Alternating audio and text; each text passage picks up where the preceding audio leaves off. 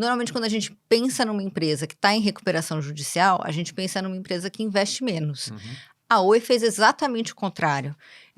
Por que vocês fizeram o contrário, Rodrigo? Porque precisava investir no ativo para vender ele antes, enfim, porque Uhum. você investiu muito mais do que a manutenção, você investiu para crescimento, né?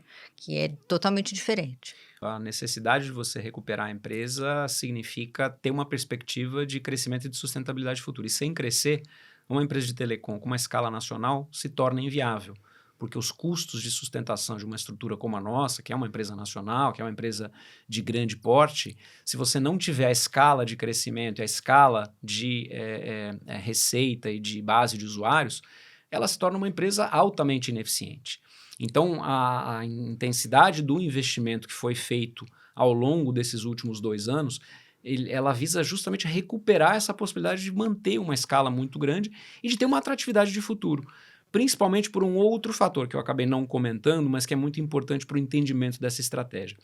O foco na fibra vem porque o coração da empresa, que era a sua infraestrutura fixa e que gerava a maior parte da sua receita, ao longo dos últimos 5 anos, ele passou por uma transformação de demanda incrível e para pior, Sim. que era a telefonia fixa, a banda larga de cobre, toda a infraestrutura que foi construída lá no início da privatização, que aliás foi um investimento muito grande naquele momento, fazer um investimento em expandir as redes de cobre, universalização do cobre, implantação da banda larga.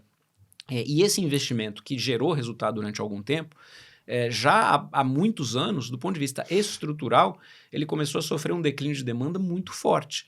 Basta olhar para as anedotas de dia a dia em relação à própria telefonia fixa, o telefone fixo. Ninguém Sim. quer telefone fixo. Telefone fixo acabou sendo um produto lateral, quase um efeito colateral positivo de você ter, seja telefonia móvel, seja banda larga. Então a telefonia fixa começou a declinar muito rapidamente e o cobre, de maneira geral, também. E o que era uma base de usuários de mais de 10 milhões de usuários, 15 milhões de usuários, rapidamente está convergindo para virar uma base minoritária de 3 milhões, 2 Eu ia te milhões, 1 perguntar, milhão de usuários. quantos tem Então, hoje? para dar uma ideia para vocês, a base, hoje ela se encaminha para ser uma base da ordem de 3 milhões de usuários, mais ou menos, 3 e pouco milhões de usuários. E vai decair ainda mais, porque as pessoas estão substituindo o que era a telefonia fixa e o que era a banda larga de cobre pela fibra e pela telefonia móvel. Então, o futuro, do ponto de vista de comunicação, eu brinco que é a terceira revolução da conectividade, das comunicações no Brasil. A primeira foi a própria privatização. A segunda foi a telefonia móvel, que foi o maior instrumento de inclusão que o país já viu, econômica. E a terceira é a combinação da fibra ótica com a evolução da telefonia móvel para o 5G. Sim, que as então, pessoas esses dois grandes elementos. esquecem, né? Exato. Que você está falando aqui no celular, mas enquanto Você eu estou aqui dentro, ou quando eu estou na minha casa, eu estou na fibra, na Você verdade. precisa da fibra ótica para poder se Eu não conectar. estou na antena, Então, né? sem investimento, você não consegue migrar para esse mundo novo.